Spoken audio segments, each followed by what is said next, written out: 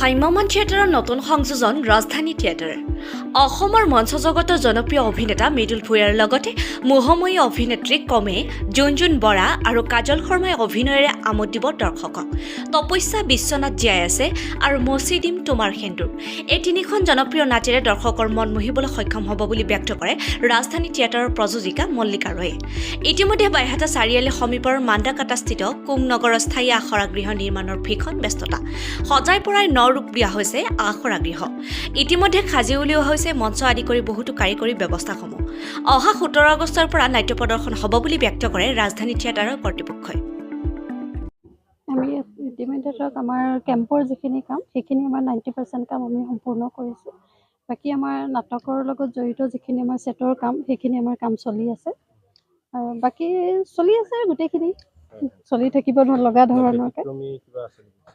ব্যতিক্ৰমী কিছু অকণমান আছে ধৰক আগত নোহোৱা ধৰণৰ কিছু অকণমান আমাৰ মঞ্চটো দেখুওৱা হ'ব তেনেধৰণৰ। এতিয়া আমি খুলিকৈ নকওঁ বাৰু খোলাকৈ, বাকী কিছু নতুনত্ব দেখা পাব। হয়,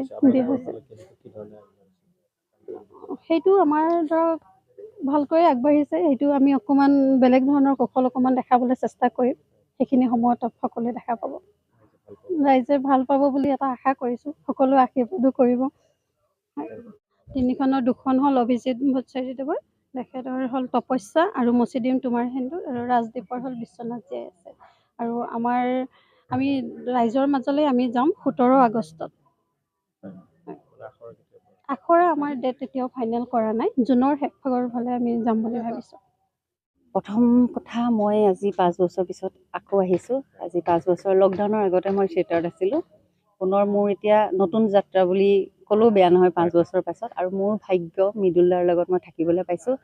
আৰু ষ্টাফটো বিৰাটেই ধুনীয়া এটা ষ্টাফ, আৰু সকলোকে চিনি পাওঁ। আগতে একেলগে কাম কৰিছোঁ। কাজল আছে, ৰূপম দা আছে, মৃদুল দা আছে, চব আছে, সকলো আছে।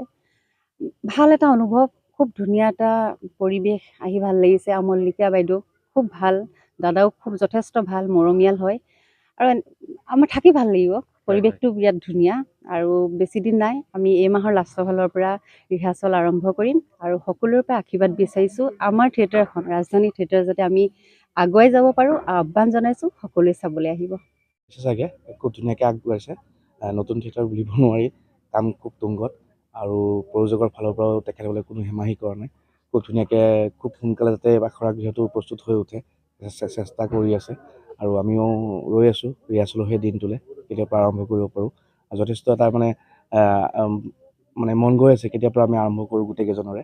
গতিকে সোনকালে আৰম্ভ কৰি পেলাই ভাল লাগিব। আৰু নতুনত্ব যথেষ্ট হ'ব।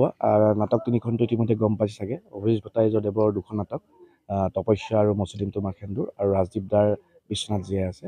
গতিকে বৰ সবিশেষ স্ক্ৰিপ্টকেইখনৰ বিষয়ে গম পোৱা নাই, কিন্তু যিখিনি গম পাইছোঁ খুব ধুনীয়াকৈ আৰু অকণমান ব্যতিক্ৰম বস্তু দেখা পোৱা যাব। আৰু সকলোৰে মৰমৰ অভিনেতা মৃদুল দাকো এক ব্যতিক্ৰম ৰূপতো দেখা পোৱা যাব বুলি এবাৰ শুনিছোঁ। গতিকে খুব আশাবাদী আমি। ভাল পাব মানুহে, যথেষ্ট ভাল হ'ব। আৰু এক নতুন ৰুচি পাব বুলি আমি আশাবাদী।